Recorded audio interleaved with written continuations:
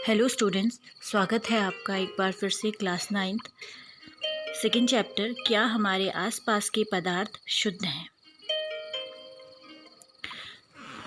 Last topic इस chapter का बचा हुआ है भौतिक एवं रासायनिक परिवर्तन, जो कि बहुत इम्पॉर्टेंट है। आप लोगों का 1 नंबर का क्वेश्चन इस टॉपिक से आता है। निम्न में से परिवर्तन को पहचानिए, भौतिक परिवर्तन है या रासायनिक परिवर्तन।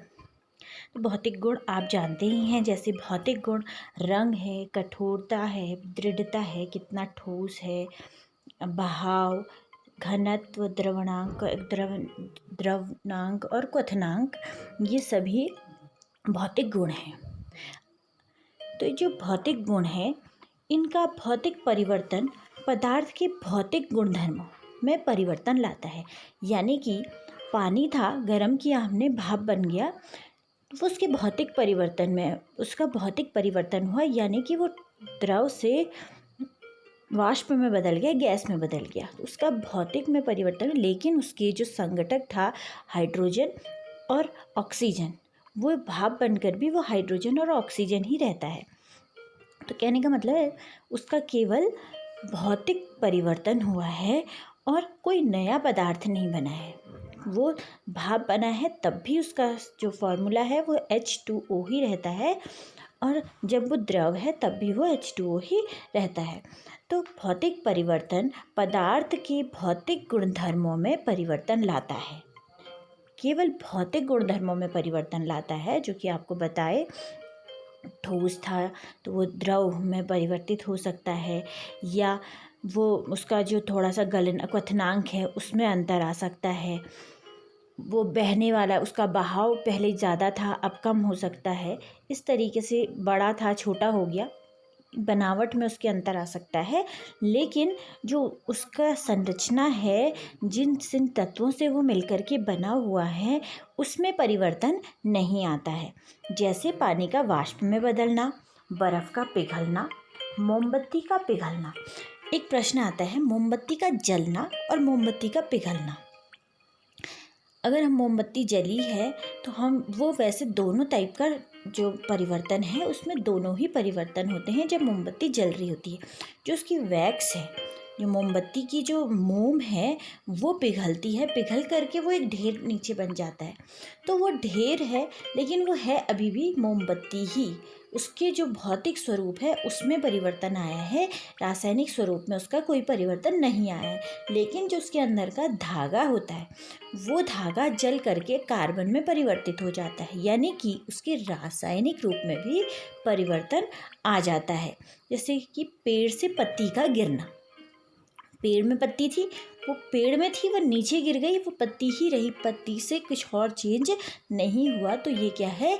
भौतिक परिवर्तन है। कांच है, गिर करके नीचे टूट गया, वो क्या है? भौतिक परिवर्तन है। वो ग्लास के शेप में था, जब वो नीचे गिरा तो उसके टुकड़े टुकड़े हो गए, लेकिन वो अभी भी कांच है, कोई नया पदार्थ उसने नहीं बनाया है। अगर नया पदार्थ अगर बनता है, वहाँ पे रासायनिक परिवर्तन होता है। जल तथा खाना पकाने वाले तेल, जो जल है और खाना पकाने वाला तेल है, दोनों के दोनों द्रव होते हैं, आप जानते हैं। इनके रासायनिक गुणधर्म भिन्न भिन्न होते हैं। तेल जो है सैचुरेटेड, जो वसी अम्ल हैं, उनसे बनाया जाता है, और जो जल है वो आप जानते हैं H2O है। तो दोनों का केमिकल कंपोजिशन जो है अलग अलग है दोनों का। इनकी गंध और जलनशीलता में भी अंतर होता है। आपने देखा है तेल में कुछ अलग सी स्मेल आती है, पानी में कोई स्मेल नहीं आती है। पानी जो तेल है वो जलता है, और जबकि जो जल है वो क्या करता है? आग को बुझाता है। इसके कारण ये क्या है? दोनों के दोनों अलग अलग रासायनिक गुणों को प्रदर्शित करते हैं। जलने की प्रक्रिया में एक पदार्थ क्या करता है? दूसरे पदार्थ के रासायनिक संगठन में परिवर्तन लाता है। जैसे माचिस की तिल्ली है, माचिस की तिल्ली के आगे सल्फर लगा होता है। अगर हम उसको जला देते हैं, वो सल्फर जलने के बाद वो किस में परिवर्तित हो जाता है? कार्बन में परिवर्तित हो जाता है। तो इसका मतलब है कि वो क्या है? रासायनिक परिवर्तन है, क्योंकि उसने उसके रासायनिक संगठनों में परिवर्तन किया है। जो रासायनिक रूप से परिवर्तन होते हैं, उसके जो तत्व हैं उसमें परिवर्तन आ जाता है, वह क्या कहलाते हैं? रासायनिक परिवर्तन कहलाते हैं। रासायनिक परिवर्तन पदार्थ के रासायनिक गुणधर्मों में परिवर्तन लाता है तथा नया पदार्थ बनता है। रासायनिक परिवर्तन को रासायनिक प्रतिक्रिया भी कहते हैं। जैसे मोमबत्ती का जलना भौतिक और रासायनिक परिवर्तन दोनों है। मैंने आपको बताया कैसे। जो मोम पिघलती है वो केवल भौतिक परिवर्तन है, क्योंकि मोम अभी भी वही मोम रहती है, उसमें कोई परिवर्तन नहीं होता है, सिर्फ उसके आकार में चेंज हो जाता है। और जो आकार है वो एक भौतिक गुण है, इसलिए जो मोमबत्ती का पिघलना है वो क्या है? भौतिक परिवर्तन है।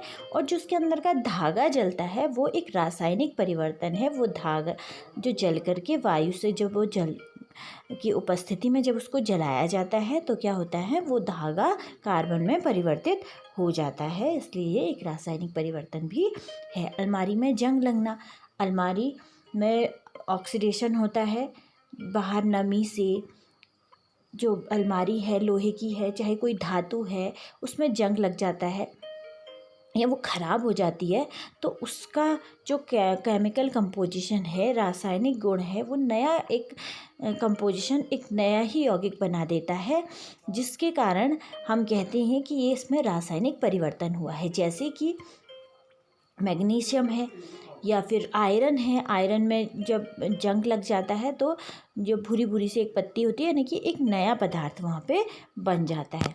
विद्युत तरंग का जल में प्रवाहित होना। अब पानी का विद्युत अपघटन जब कराते हैं तो वो क्या होता है? हाइड्रोजन और ऑक्सीजन दोनों में विभाजित हो जाता है। इसका मतलब है कि जो जल था हाइड्रोजन और ऑक्सीजन से बना था संयुक्त रूप से, लेकिन जब उसका जल अपघटन कराया, जो विद्युत अपघटन करता है उसमें विद्युत अपघटन कराया तो हाइड्रोजन और ऑक्सीजन दोनों में विभक्त हो गया, यानी कि नया पदार्थ बन गया। फलों का सड़ना भी एक रासायनिक परिवर्तन है। लकड़ी और कागज़ का जलना आपको पहले मैंने बताया, जो जलता है तो क्या है? उसमें रासायनिक रूप से नया पदार्थ बन जाता है और वो एक रासायनिक परिवर्तन होता है। आपका ये चैप्टर यहीं पे समाप्त होता है।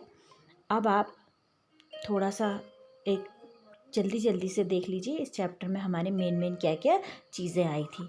मिश्रण में एक से अधिक पदार्थ किसी भी अनुपात में मिले होते हैं।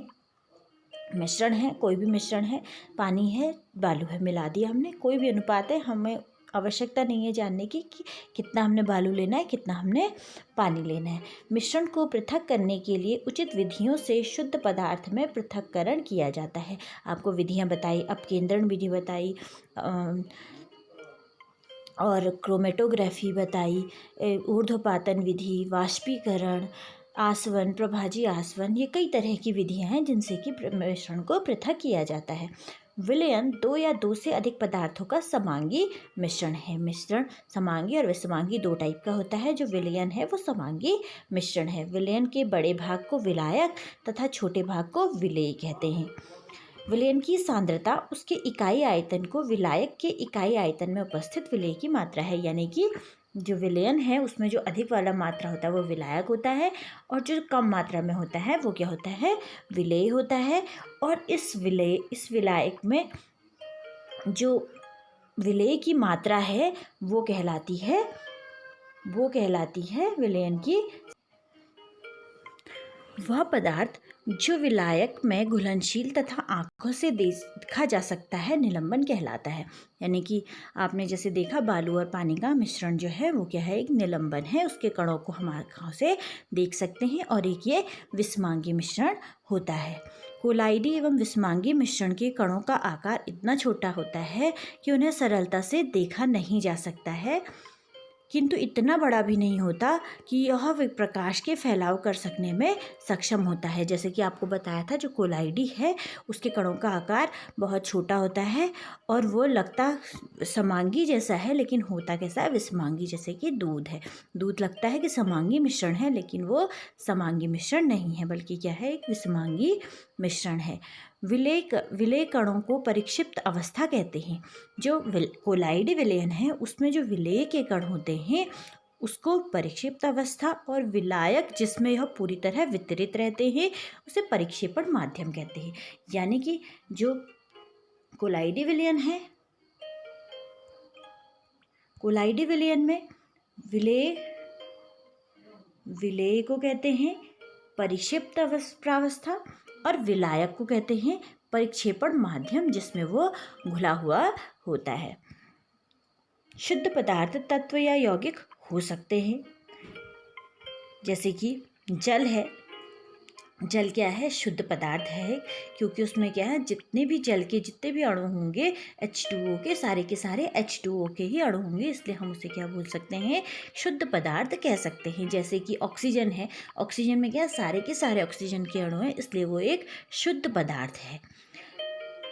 तत्व पदार्थ का मूल रूप होता है, जिसे रासायनिक क्रिया द्वारा सरल पदार्थों में विभाजित नहीं किया जा सकता है। तत्व जो है पदार्थ का मूल रूप है, और इसे रासायनिक विधियों द्वारा, क्योंकि वो क्या है, जैसे कि एक ऑक्सीजन है, एक सोडियम है, उसको हम क्या है, पृथक किसी रासायनिक विधियों के द्वारा पृथक नहीं कर सकते हैं। यौगिक वह पदार्थ है जो 2 या 2 से अधिक तत्व के स्थिर अनुपात में रासायनिक रूप से संयोजन से निर्मित होता है। यौगिक हम जानते हैं, यौगिक क्या है, 2 तत्वों से मिलकर के बनता है, जैसे कि हाइड्रोजन है, ऑक्सीजन है, ये सब क्या है, यौगिक है। कार्बन डाइऑक्साइड है, 2 तत्व कार्बन और ऑक्सीजन मिलकर के एक यौगिक बना रहे हैं।